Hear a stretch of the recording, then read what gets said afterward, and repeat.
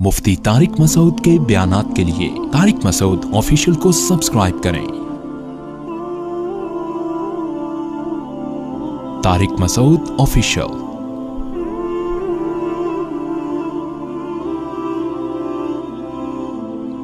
مصر کے بادشاہ کو فرعون کہا جاتا تھا، جو بھی ہوتا تھا بادشاہ، اس لیے بہت سارے فرعون گزرے ہیں، لیکن قرآن نے جس کا واقعہ بیان کیا یہ وہ فرعون تھا جو بنی اسرائیل کو جس نے غلام بنا لیا تھا اور بہت طاقتور بادشاہ تھا۔ یہ چونکہ یہ واقعہ جب تک پیغمبروں کا پورا سلسلہ معلوم نہیں ہوگا نا تو بات سمجھ میں نہیں آئے گی۔ تو بنی اسرائیل کو پھر فرعون سے نجات ملی، صحیح ہے۔ پھر اللہ نے بنی اسرائیل سے کہا کہ اللہ نے فرعون کو تو خود غرق کر دیا، اب تمہارے پاس ایک حکومت آئی ہے، ریاست آئی ہے، اللہ کی کتاب بھی آ گئی، اب تم جہاد کرو، اب تم اپنے پرانے وطن جاؤ۔ وہاں قوم عمالقہ کا قبضہ ہو گیا ہے، جہاں سے یعقوب علیہ السلام کو نکالا گیا تھا نا، بیت المقدس۔ ادخلوا الارض المقدسۃ التی کتب اللہ لکم، ارض مقدس جیسے اللہ نے مسلمانوں کا مرکز مکہ کو بنایا، ایسے اللہ نے بنی اسرائیل کا مرکز بیت المقدس کو بنایا تھا کہ پیغمبروں کا جائے وطن بیت المقدس ہے، مصر نہیں ہے۔ یہاں تو کسی ایک وجہ سے آ گئے تھے، اب اس علاقے پہ قبضہ کرو اور بیت المقدس کو آزاد کراؤ، وہاں تمہاری خلافت قائم ہوگی، پھر وہاں سے پوری دنیا میں جہاد ہوگا، کیونکہ دین برحق اس وقت وہی تھا۔ اس لیے بیت المقدس کی بڑی فضیلت ہے، ہزاروں پیغمبر دفن ہیں وہاں پہ۔ جتنے قرآن میں واقعات بیان ہوئے ہیں نا، 99% واقعات وہیں ہوئے ہیں شام میں۔ حضرت مریم کا بچے کی ولادت، عیسیٰ علیہ السلام کی تقریر، پھر موسیٰ علیہ السلام، زکریا علیہ السلام کا محراب میں کھڑے ہو کر اللہ سے اولاد کی دعائیں مانگنا، یہ سارے ادھر ہی ہوئے واقعات۔ یہ تاریخی واقعات ہیں، جو لوگ جاتے ہیں، اب تو بیت المقدس جا نہیں سکتے، بڑی زبردست جگہ ہے، اگر اللہ کسی کو توفیق دے تو وہ جائے ضرور، ان جگہوں کی زیارتیں کرے۔ تو وہاں پر کیا ہوا کہ بنی اسرائیل کو کہا گیا اب کچھ ہمت خود کرو اور ارض مقدس پہ قبضہ کرو۔ تو وہ کہنے لگے، وہ وہاں قوم تھی بڑی طاقتور، تو بنی اسرائیل نے کہا کہ بہت طاقتور لوگ ہیں، پہلے اپنے کسی بندے کو بھیجا، جا کے دیکھ کر آؤ، اگر کمزور سے ہے نا کانگڑی پہلوان تو پھر تو جا کے لڑیں گے، اگر پاورفل ہیں تو ہم نہیں لڑ رہے بھائی۔ حالانکہ پیغمبر جب جہاد کا حکم دے دیں تو پھر وہ جہاد فرض ہو جاتا ہے۔ تو مشہور واقعہ ہے، بنی اسرائیل نے کہا اذهب انت وربك فقاتلا انا هاهنا قاعدون، اے موسیٰ تو جا اور تیرا رب جا، دونوں جا کے لڑو، ہم یہیں بیٹھ کے پروگرام دیکھ رہے ہیں۔ قال رجلان من الذین یخافون، اللہ فرماتے ہیں ان میں دو فرد جو اللہ سے ڈرتے تھے، انعم اللہ علیہما، اور اللہ نے ان پر انعام بھی کیا تھا، وہ کہنے لگے کہ چلے جاؤ، فَإِذَا دَخَلْتُمُوهُ فَإِنَّكُمْ غَالِبُونَ، جب موسیٰ کلیم اللہ کہہ رہے ہیں تو اللہ یقیناً مدد کرے گا، جاؤ ہمت کرو، اللہ غلبہ دے گا۔ ہمارے حضرت فرمایا کرتے تھے کتنے مبارک ہوں گے یہ دو فرد جن کا اللہ نے قرآن میں تذکرہ کیا، اور اللہ گواہی دے رہا ہے کہ یہ دو انعام یافتہ لوگ تھے، کہہ رہے ہیں کہ بھئی پیغمبر کی مانو، اپنی عقل مت چلاؤ۔ وہ لیکن کہنے لگے نہیں بھائی ہمارے لیے بڑا مسئلہ ہے یار۔ موسیٰ علیہ السلام کو غضب آیا اور انہوں نے اس مرتبہ دعا مانگی، اے اللہ میں اپنے اور اپنے بھائی کا تو مالک ہوں، ہارون کا، تو ہمیں کوئی حکم دے، ہم نہ کریں تو ہم سے پوچھ، یہ قوم میری سمجھ سے بالاتر، اتنے تیرے انعامات ہوئے، سب کچھ ہو گیا، لاٹھیوں کو سانپ بنتے ہوئے دیکھا، سمندر کے ٹکڑے ہوتے ہوئے دیکھا، فرعونیوں پر مینڈکوں کا، جوؤں کا، آگ کا عذاب، خون کا عذاب، ہر طرح کے عذاب دیکھے، اس کے بعد بھی اب یہ قوم ہمت خود کچھ کرنے کے لیے تیار نہیں ہے، سارے کام کون کرے گا؟ اللہ ہی کرے بس آسمان سے، کم ہمت۔ تو ففرق بینی وبین القوم الفاسقین، میرے اور اس فاسق قوم کے درمیان اب جدائی ڈال دے، میں نہیں رہ سکتا ان کے ساتھ۔ بہرحال کچھ عرصہ موسیٰ علیہ السلام رہے وادی تیہ میں اس قوم کے ساتھ۔ اللہ نے کہا کہ اب یہ 40 سال تک یہ علاقہ فتح نہیں ہوگا، 40 سال تک نہ یہ میدان میں گھومتے رہیں گے بس۔ تو وہیں موسیٰ علیہ السلام کا پھر انتقال ہو گیا اور آپ دنیا سے چلے گئے۔ پھر موسیٰ علیہ السلام کے بعد پھر دوسرے پیغمبر آئے، اور ان پیغمبر نے بنی اسرائیل کو پھر حکم دیا. بنی اسرائیل خود کہنے لگے کہ ہمیں آپ جہاد کا حکم کیوں نہیں دیتے ہیں بھائی, ہم بھی کچھ علاقہ فتح کریں. ٹھیک ہے, اور ہمیں ہمارے گھروں سے نکالا گیا اور ظلم کیا گیا. الم تر الی الملأ من بنی اسرائیل من بعد موسیٰ, اللہ فرماتے ہیں موسیٰ کے بعد بنی اسرائیل کی ایک جماعت تھی, کیا تم نے ان کو دیکھا؟ تو اس وقت کے نبی نے ان سے کہا کہ تم سے امید یہ ہے کہ جب تم پر جہاد فرض ہوگا تو تم لڑو گے نہیں, خالی پیلی کی باتیں پھینک رہے ہو. بہت سے لوگ باتوں میں بڑے فنٹر ہوتے ہیں نا, جب کام آئے تو, اس لیے اللہ سے عافیت ہی مانگنی چاہیے بھائی. تو انہوں نے کہا نہیں ہم لڑیں گے. تو پھر جب ان پر جہاد فرض ہو گیا, نبی نے, اللہ نے ایک انہی میں سے کسی ایک کو کمانڈر بنایا جس کا نام تھا طالوت. طالوت کو کمانڈر بنایا تو وہ کہنے لگے کہ اب چونکہ لڑنا نہیں تھا نا, بہانے تراشنے لگے, تو کہنے لگے یہ والا کمانڈر ہمیں قبول نہیں ہے, جہاد کے لیے تو ہم تیار ہیں مگر یہ والا کمانڈر نہیں چلے گا کیونکہ یہ غریب ہے. طالوت جو تھے نا وہ غریب تھے, اور ان کو پیغمبر نے کیا بنا دیا؟ کمانڈر, اور کہا کہ یہ میں نے اللہ کے حکم سے بنایا ہے لہذا مانو. کہنے لگے انا یکون لہ الملک علینا, یہ کہاں سے امیر ہو گیا بھائی؟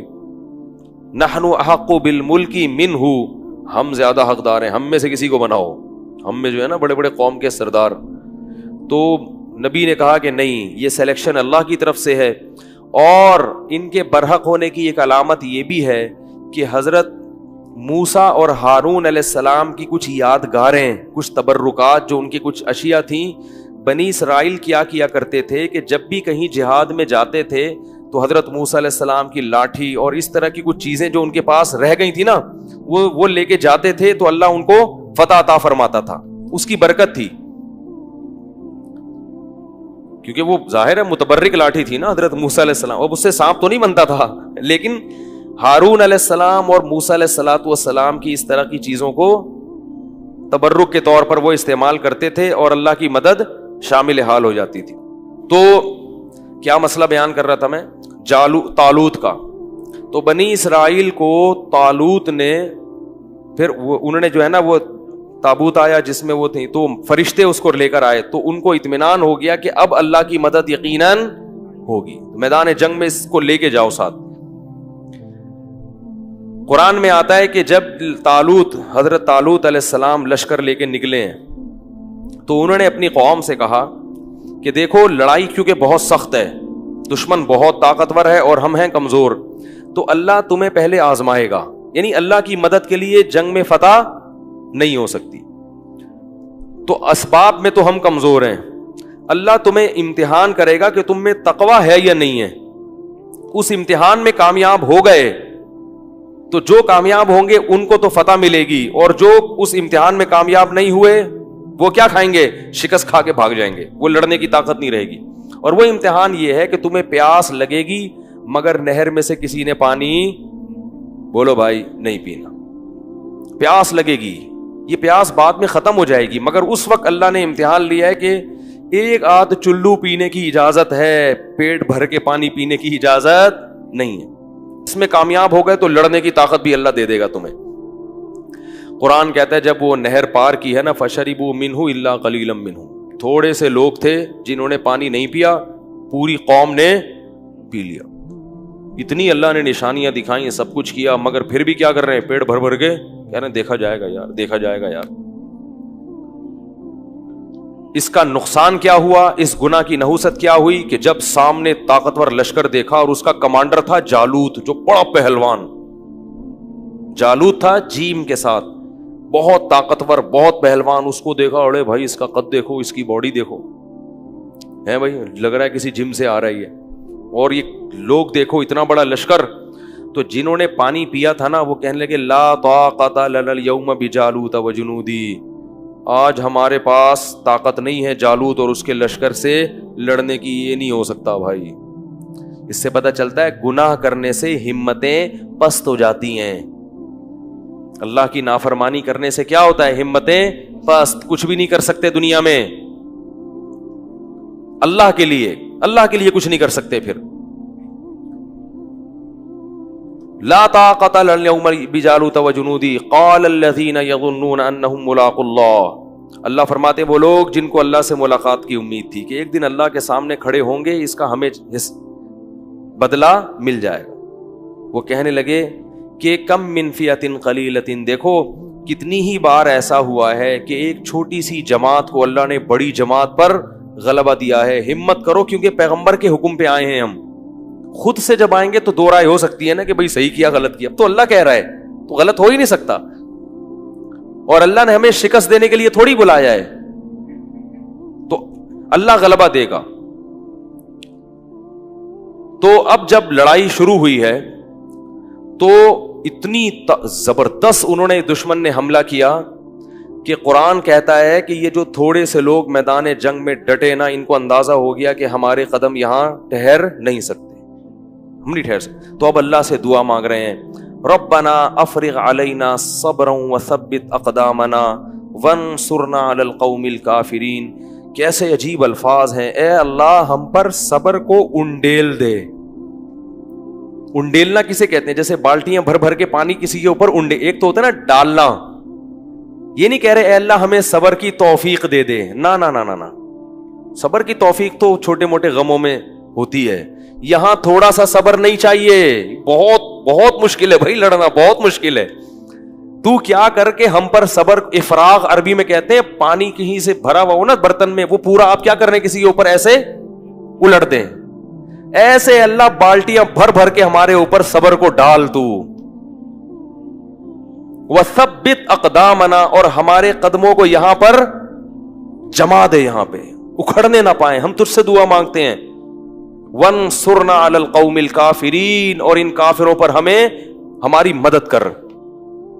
کیسا منظر ہوگا, اور اللہ کو اس طرح سے لڑنے والوں پر کتنا پیار آتا ہوگا. اس لیے یاد رکھو جہاد کی بہت بڑی فضیلت ہے اسلام میں. جہاد معمولی عبادت, جو بھی اپنے ملک کے لیے, اپنے دین اور مذہب کے لیے, اسلام کے لیے لڑتے ہیں, ملک کے لیے لڑنا اسلام ہی کے لیے لڑنا ہے, کیونکہ اسلامی ملک ہے. تو جو بھی لڑتے ہیں ان کو معمولی مت سمجھا کرو. جان پیش کرنا اللہ کے سامنے یہ آسان کام نہیں ہے. یہاں کہنا صحیح, فلموں میں جو فائٹنگ ہوتی ہے نا یہ ریئل نہیں ہوتی. اسی ہیرو کو کبھی ریئل لڑائی میں لے جا کے کھڑا کر دو, فوراً بھاگے گا پتلی گلی سے, سمجھ رہے ہو. لاشیں گرتی ہیں, دھماکے ہوتے ہیں, چیتھڑے اڑتے ہیں, آنکھیں جاتی ہیں, ہاتھ پاؤں اڑتے ہیں, ایسا منظر ہوتا ہے جنگ کا. تو وہ کیا کہنے لگے, اے اللہ تو ہمیں قدم یہاں پہ جما دے اور ہم پہ صبر کو انڈیل دے. اللہ کی مدد آئی, وہ تھوڑے سے, کیونکہ اللہ نے اپنے دین کو باقی رکھنا ہے. یہ بھی ختم ہو جاتے تو بنی اسرائیل تو گئی. ایک قوم کو اللہ نے ہدایت دی تھی, وہ بھی ختم, تو پوری دنیا تو گمراہ تھی.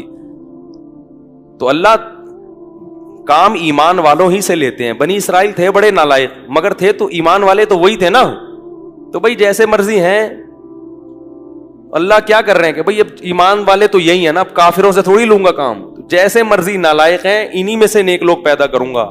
اس سے کیا ثابت ہوتا ہے کہ اس امت, یہ امت بھی جیسی مرضی بگڑ جائے, یہ پوری امت غلط نہیں ہو سکتی. اور اس کے مولوی جیسے مرضی خراب ہو جائیں, انہی مولویوں میں سے اللہ اچھے مولوی بھی پیدا کرے گا, کیونکہ نئے مولوی مارکیٹ میں کہیں سے اور سے, عیسائیوں سے, یہودیوں سے آپ کو نئے مولوی نہیں ملیں گے. جو کچھ ہے اسی یہی امت ہے. یہ جو لوگ کہتے ہیں نا نیا نئے فرقے بنا کے سب غلط ہم صحیح, وہ غلط ہوتے ہیں, پوری امت غلط نہیں ہو سکتی. تو اللہ نے کیا کیا, اللہ فرماتے ہیں فَهَزَمُوهُمْ بِإِذْنِ اللَّهِ, اللہ کے حکم سے ان تھوڑے سے لوگوں نے ان طاقتور لوگوں کو شکست دے دی. جب شکست دی ہے تو انہی بنی اسرائیل میں ایک شخص تھے جن کا نام تھا داؤد, جو کمانڈر نہیں تھے اور نہ نبی تھے. ایک امتی کی حیثیت سے وہ میدان جنگ میں لڑ رہے تھے. وہ بھی ان تھوڑے سے لوگوں میں تھے. نہ صرف یہ کہ ان تھوڑے سے لوگوں میں, بلکہ ان تھوڑوں میں بھی جو انتہائی درجے کی بہادری دکھانے والے تھے ان میں سے تھے. انہوں نے ہدف بنایا تھا جالوت کو, جو سب سے زیادہ طاقتور تھا. یہ بڑی بات ہوتی ہے نا. دیکھو اس زمانے کے دیندار لوگ کیسے ہوتے تھے یار. آج چھپکلی سے ڈرتے ہیں دیندار آدمی. آج دیندار آدمی کو چلانے کے لیے یہاں سے وہاں تک بولو نا انڈا موڑ چلے جاؤ تو اس کا سانس پھولتا ہے. کہتے ہیں ایکچولی میں اتنا نیک آدمی ہوں کہ میں تیز چل نہیں سکتا. داؤد علیہ السلام تو بڑے پیغمبر تھے اس وقت, نہیں پہلے تو عام امتیوں کی طرح تھے. تو قرآن کہتا ہے داؤد علیہ السلام نے داؤد نے کس کو ہدف بنایا؟ جالوت. اتنی سخت لڑائی ہے اور میں کس کو ہدف بناتا ہوں؟ جالوت کو. ان کو قتل کروں گا. وقتل داؤد جالوت, اور داؤد علیہ السلام جالوت کو قتل کرنے میں کامیاب ہو گئے. لہذا فتح میں جیسے کھلاڑیوں میں کھیل جب ہوتا ہے نا تو ایک مین آف دی میچ ہوتا ہے کہ بھائی یہ ہے جس نے جتوایا ہے میچ. تو وہ جنگ جتوانے میں سب سے بڑا کردار کس کا تھا؟ داؤد کا. اللہ فرماتے ہیں آتاہ اللہ الحکمہ, اللہ نے آپ کو نبوت عطا کر دی. کیا عطا کر دی؟ نبوت. اور اس کے بعد سے کمانڈ کس کے پاس آ گئی؟ کیونکہ لڑنے کے لیے کمانڈ کے لیے صرف نیک ہونا کافی نہیں ہے, جنگ کا تجربہ ہونا, بہادری ہونا یہ بھی بہت زیادہ ضروری ہے. لوگ کیا کہتے ہیں کہ کمانڈر بناؤ صرف نیک آدمی, نیک ہونا کافی نہیں ہے. ہمیشہ ایسے کو کام اس کے ذمہ سونپا جاتا ہے جو اس کام کا اہل بھی ہوتا ہے. تو اللہ تعالیٰ فرماتے ہیں ان کو کمانڈر بنا دیا گیا, اور اللہ نے ان کو کیا عطا کر دی؟ حکومت اور نبوت. نبی بھی بن گئے اور کمانڈر بھی بن گئے. اب بیت المقدس پہ قبضہ ہو گیا, اور داؤد علیہ السلام کی بنی اسرائیل کے ذریعے فلسطین میں کیا قائم ہو گئی؟ خلافت, بنی اسرائیل کی خلافت. داؤد علیہ السلام نے پھر گھوڑے دوڑانا دنیا میں شروع کی. کیا اسٹائل ہوگا بھائی بھائی اللہ کی توحید دنیا میں نافذ. جو بھی ایسی حکومتیں تھیں بت پرست, وہاں اپنے گھوڑے دوڑانا شروع کر دی. دولت بھی اللہ نے بہت دی, اور خواتین بہت ناراض ہوں گی, انتہائی افسوس کے ساتھ کہنا پڑ رہا ہے مجھے, ایک تاریخی واقعہ ہے, حقیقت ہے, اچھا نہیں لگ رہا. شادیاں بھی پھر بہت زیادہ کی معذرت کے ساتھ. 700 بیویوں کا تذکرہ ملتا ہے آسمانی کتابوں میں. 700. بہت پیسہ بھی تھا, اور صحتیں تو انبیاء کی ہوتی ہیں. معذرت میں نے پہلے کر لی ہے, ٹھیک ہے, اس لیے مجھ پر کوئی اعتراض نہ کرے. تو داؤد علیہ السلام, کیونکہ انبیاء جب بھی نکاح کا موقع آتا ہے نا, وہ نکاح کا موقع پیغمبر نہیں چھوڑتے, کیونکہ پیغمبروں کی نظر میں نکاح اور شادی کیا ہے؟ عبادت ہے. یہ تو ہماری امت میں 4 سے زیادہ پر پابندی لگی ہے, پہلی امتوں میں نہیں تھی یہ پابندی, سمجھ رہے ہیں؟ تو داؤد علیہ السلام نے پھر دنیا میں گھوڑے دوڑانا شروع کر دی. ادھر اطلاع ملتی. اب اللہ نے آپ کی قدر کی اور اللہ نے مدد کی, کیونکہ جنگوں میں تلوار کے زخم سے بچنے کے لیے زرہیں ضروری ہیں, لوہا. فوج کو سب سے زیادہ کیا چیز؟ پلاسٹک کی چیزیں چاہیے فوج کو. بھائی غوری میزائل, بابر میزائل, یہ سب میں لوہا استعمال ہوتا ہے. ٹینکوں میں کیا استعمال ہوتا ہے؟ لوہا. تو لوہے کی جو ٹیکنالوجی ہے, قرآن کہہ رہا ہے فیہ بأس شدید, سورہ حدید, لوہے کے نام پہ پوری سورت نازل ہوئی ہے. اور اللہ نے بتایا کہ لوہے میں کیا ہے؟ بأس شدید, شدید لڑائی ہے لوہے میں. کیا مطلب؟ تم ڈیفنس اپنا کس کے ذریعے کرو گے؟ لوہے کے ذریعے. نہیں یاری باز, کیسی کیسی باتیں قرآن بیان کر رہے ہیں, اور ہم لوہے سے کیا ہو گئے ہیں؟ لوہے کا کام کباڑ والے کر رہے ہیں آج کل. تو یہ جو قرآن نے کہا نا فیہ بأس شدید, اس میں شدید لڑائی ہے, تو لڑائی کو اللہ کی نعمت کے طور پہ بیان کر رہے ہیں. کیا مطلب؟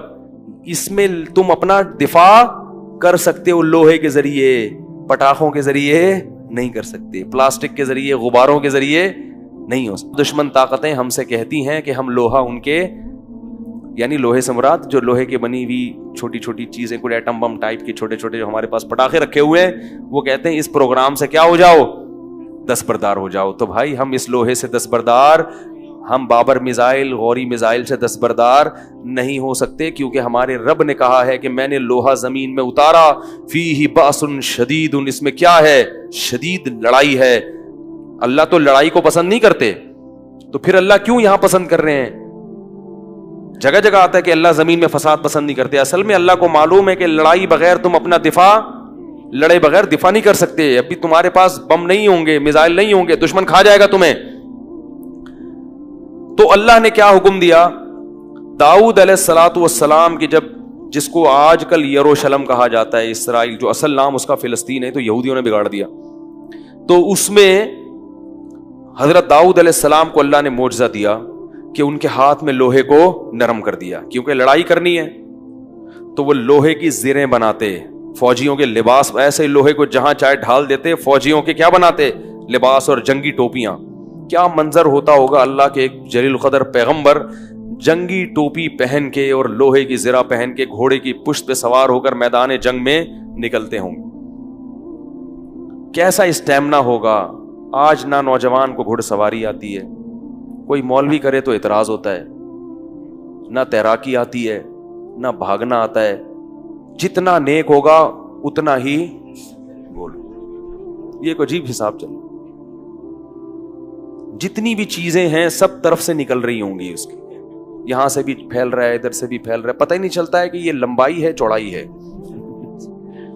اگر اللہ نے کسی بیماری کی وجہ سے, جیسے بہت سے لوگوں کو میں جانتا ہوں ورزش بھی کرتے ہیں, بہت کم کھاتے ہیں, ان کی جسم کی بناوٹ قدرت نے ایسی بنائی ہے, وہ تو بھائی قدرت کی طرف سے. میں ایسے بہت لوگوں کو جانتا ہوں, اسی لیے بار بار کہتا ہوں کسی موٹے آدمی کو دیکھ کے بدگمان مت ہو. بدگمان ہونا جائز نہیں ہے, کیونکہ قدرت کی طرف سے, قدرت کی طرف سے ہے تو وہ تو ہے اللہ کی طرف سے, وہ چینج نہیں ہو سکتا. بعض بچوں کا پیدائشی پیٹ نکلا ہوا ہوتا ہے, حقیقت بتا رہا ہوں, وہ کم ہو ہی نہیں سکتا. وہ جتنی فٹنس کا ان کے ماں باپ خیال کریں نہیں, وہ پیدائشی ہوتا ہے. لیکن اپنے اختیار سے ایسی سست زندگی گزارنا, یہ پیغمبروں کا طریقہ. ہمارے نبی بھی 27 مرتبہ گھوڑے کی پشت پہ سوار ہوئے ہیں جنگ میں, اس کے علاوہ تو پتہ نہیں کیسے ہوئے, کتنی دفعہ ہوئے ہوں گے. تو اپنی فٹنس کا خیال کیا کرو اللہ کے بندو. اللہ کو طاقتور مومن کمزور مومن سے زیادہ محبوب ہے.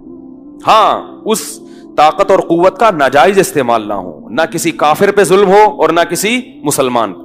وہ اپنے دفاع کے لیے ہے, تاکہ کوئی ہمیں کچا نہ کھائے, کوئی ہمیں چبا نہ سکے. وہ اسی لیے تو میں بار بار کہتا ہوں ہمیں ملک سے محبت کیوں ہے. ہماری آرمی طاقتور ہے, ٹھیک ہے, ہم معاشی لحاظ سے غریب ہیں, مقروض ہیں, سب کچھ ہے, لیکن پاور ہے بہرحال ہمارے پاس. ایک غریب آدمی جو پاورفل ہو اللہ کو زیادہ محبوب ہے اس گول مٹول سے, جس کو دیکھو ملیشیا معاشی لحاظ سے بہت طاقتور ہے, اندر سے کوئی نہیں ڈرتا اس سے. ملیشیا بہت خوبصورت سڑکیں, جاگنگ کے, میں وہاں گیا ہوں نا, جاگنگ کے ٹریک ربڑ کے ہیں. اندازہ لگاؤ, اتنا خوبصورت ملک اور ایسا پیارے پیارے, لیکن لوگوں میں بھی دم, کیونکہ جیسے ہی فوج ہوگی تو ویسے ہی پبلک بھی بن جاتی. مچھلی چاول کھا رہے ہیں, اتنے پیارے پیارے ملیشین ہے, نہ کسی سے پھڈا نہ کسی سے. ہمارا کوئی پنجابی وہاں چلا جاتا ہے نا اس کو جو سناتا ہے کبھی پھڈا ہو, تو میں ایک دن وہ ہم گئے تو ایک جگہ پنجابی لوگ تھے کچھ لاہور کے, ملیشیا میں نظر آئے, وہ اسٹائل میں پھڈا کر رہے ہیں. میں نے کہا یہ ہے روٹی کا اثر, یہ ہے بکرے اور گائے کے گوشت کا اثر. ان کی قد دیکھو ماشاءاللہ, اور آواز میں جان دیکھو. اور ملیشین مچھلی چاول کھا کھا کے نا, نہیں عجیب سے, شکر ہے ان کو اردو نہیں آتی, میرا بیان نہیں سمجھیں گے وہ, ایسے پلپلے سے نہ لڑتے نہ کچھ, تو وہ کیا لڑیں گے یار. اور برما کی فوج میں نے دیکھی, میرا دل چاہ رہا تھا ان کو گرفتاری دے دوں, میں دل چاہ رہا تھا یار مجھے لے جا یار پکڑ کے, اتنے سے چھوٹے چھوٹے سے پیارے پیارے سے. میں نے کہا یہ ہماری فوج سے کہاں لڑ سکتے ہیں یار, ہمارا ایک جوان گھٹنے کے برابر آ رہے ہوں گے. روٹی جو ہے نا گندم, یہ بڑی پاورفل چیز ہے. مچھلی میں وٹامنز ہیں, کھایا کرو خوب, لیکن یہ جو آواز میں دم آتا ہے اور مکے میں طاقت آتی ہے, یہ روٹی سے آتی ہے, یہ چاول سے نہیں آتی, اور یہ گائے کے گوشت سے آتی ہے اور بکرے سے آتی ہے, موسلی سے نہیں آتی. موسلی کھانی چاہیے, لیکن ساتھ ساتھ یہ چیزیں بھی, موسلی کے اپنے فائدے ہیں, کوئی نقصان نہیں ہے اس میں, وٹامنز ملتے ہیں, بال کالے رہتے ہیں, آنکھیں تیز رہتی ہیں. یہ جو آواز میں گرج پیدا ہوتی ہے اور مکے میں طاقت پیدا ہوتی ہے اور لڑنے کا جذبہ پیدا ہوتا ہے, یہ موسلی سے نہیں ہوتا. سمجھ رہے ہو؟ تو سمجھ گئے کہ نہیں سمجھ گئے؟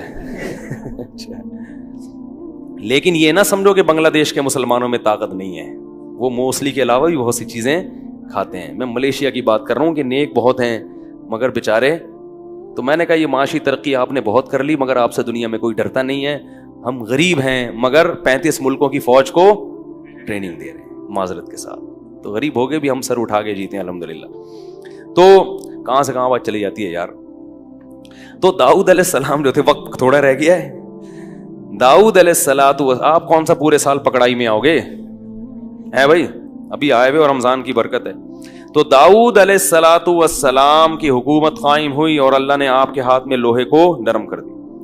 داؤد علیہ السلام پہلے سے عبادت گزار بھی تھے, کیونکہ جو لوگ اللہ کی راہ میں لڑتے ہیں ان میں تقوی کا ہونا, عبادت کا ہونا ضروری ہے, ورنہ آپ کی یہ لڑائی اور آپ کی یہ قوت غلط استعمال ہونا شروع ہو جائے گی. آج بھی بہت سے لوگوں میں بڑی طاقت ہے, لیکن اللہ کا خوف نہیں ہے, عبادت کی کثرت نہیں ہے, تو وہ طاقت غلط استعمال ہوتی ہے, لوگوں کا مال کھانا شروع کر دیتے ہیں. داؤد علیہ الصلوۃ والسلام کی عبادت کو اللہ نے قرآن میں خصوصیت سے ذکر کیا ہے. بہت زیادہ عبادت گزار تھے, اتنے زیادہ عبادت گزار کے راتوں کو عبادت کرنا اور زبور کی تلاوت کیا کرتے تھے بہت زیادہ, اور اللہ کا ذکر کرتے تھے بڑے جذبے کے ساتھ. تو جب اللہ کا ذکر کرتے تو اللہ نے آپ کو معجزہ کیا دیا کہ پہاڑ اور پرندے بھی آپ کے ساتھ ذکر کی صدائیں لگانا شروع کر دیتے. یا جبال اوبی معہ والطیر, اے پہاڑوں تم بھی داؤد کے ساتھ لا الہ الا اللہ پڑھو. جیسے ہی آپ ذکر کرتے نا تو پہاڑوں سے بھی لا الہ الا اللہ کی آوازیں آنا شروع ہو جاتی, اور پرندے جمع ہو جایا کرتے تھے آپ کے سر پہ. والطیر محشورۃ کل لہ اواب, سارے پرندے جمع ہو کے آپ کا ذکر سنتے اور آپ کے ساتھ ذکر میں شرکت کرتے تھے. اور اللہ نے آپ کو بہت سارے معجزے دیے, ان میں ایک معجزہ داؤد علیہ السلام کو یہ بھی دیا کہ آپ کی آواز بہت خوبصورت تھی, بہت زیادہ. یعنی جیسے یوسف علیہ السلام کا معجزہ ان کا حسن تھا, داؤد علیہ السلام کا معجزہ ان کی آواز کا, بولو نا یار, حسن تھا. اتنی خوبصورت آواز تھی کہ وہ آواز داؤد علیہ السلام کا معجزہ بن گئی تھی, اور زبور کی تلاوت کیا کرتے تھے اس خوبصورت آواز میں. اس سے پتہ چلتا ہے کسی کو اللہ نے اچھی آواز دی ہو تو قرآن کی تلاوت میں اور نعتیہ کلام میں اور اچھے کلام میں اس آواز کی نعمت کو خرچ کرے. گانے بجانے میں اور ڈھول ڈھمکوں میں اپنی صلاحیتوں کو برباد مت کرے, کیونکہ یہ آواز قیامت کے دن گلے پڑ جائے گی. اور ایک اور معجزہ اللہ نے داؤد علیہ السلام کو فصل الخطاب, بہترین خطیب تھے, ایسا بیان کیا کرتے تھے کہ لوگوں کے دلوں کو, سوچو جس پیغمبر کو معجزے کے طور پر خطابت ملی ہو اس کی خطابت میں کیسا دم ہوگا. ایک تو آواز خوبصورت, اور جب خطاب کرتے لوگوں کے دلوں کو گرما دیا کرتے تھے. بہت سارے معجزے اللہ نے دیے. تو داؤد علیہ الصلوۃ والسلام کو اللہ نے اولادیں بھی بہت دی. ظاہر ہے جب 700 بیویاں ہوں گی تو بچے کتنے ہوں گے. تو ان میں ایک بیٹا اللہ نے دیا سلیمان. یہ بھی اللہ کی کس پر نعمت تھی. اب آپ کو اندازہ ہو گیا کہ داؤد اور سلیمان علیہ السلام کا لنک موسیٰ علیہ السلام سے اور یہ بنی اسرائیل سے کہاں ملتا ہے, اور یہ کس زمانے کے پیغمبر ہیں. سمجھ گئے نا. سلیمان علیہ الصلوۃ والسلام بھی اپنے والد داؤد علیہ السلام, اچھا داؤد علیہ السلام عبادت گزار کتنے تھے. حدیث میں آتا ہے کہ بہترین روزہ صوم داؤد ہے. داؤد علیہ السلام نے ساری زندگی ایسے روزہ رکھا ہے کہ ایک دن روزہ ایک دن ناغا, ایک دن روزہ ایک دن ناغا, ایک دن روزہ ایک دن ناغا, پوری زندگی اسی طرح روزے رکھے ہیں. تو بھائی عبادت کی کثرت کے بغیر کوئی بھی ہیرا نہیں بنتا. آج عبادت کے معاملے میں ہم دل کیا ہو چکا ہے, خشک. تو ایک دن کیوں یہ سب سے بہترین روزہ کیوں ہے؟ اس لیے کہ روزانہ روزے رکھنے سے نا عادت ہو جاتی ہے, پھر نفس کو تکلیف نہیں ہوتی. ایک دن روزہ رکھو نا ایک دن چھوڑو تو عادت نہیں ہوتی. ہر دفعہ روزہ رکھنا ایک مشکل کام لگ رہا ہوتا ہے. صحت بھی بحال رہتی ہے, کیونکہ روزانہ روزے رکھو گے تو اللہ کی راہ میں لڑیں گے کیسے, وہ پھر کمزور ہو جائیں گے نا. تو صحت بھی بحال رہے گی اور نفس کے خلاف مجاہدہ بھی بہت زیادہ ہوگا. تو داؤد علیہ الصلوۃ والسلام کی بہت بڑی فوج تھی جو لڑا کرتی تھی. بہت بڑے حصے پر بنی اسرائیل کی حکومت قائم ہو گئی. پھر داؤد علیہ السلام کا انتقال ہوا تو داؤد علیہ السلام کے جانشین بنے سلیمان. اللہ نے ان کی بھی تعریف کی, کیا ہی اللہ کے نیک بندے تھے. میں نے کہا نا اللہ ہر پیغمبر کو نیک اولاد سے نوازتے ہیں, اولاد بہت بڑی نعمت ہے.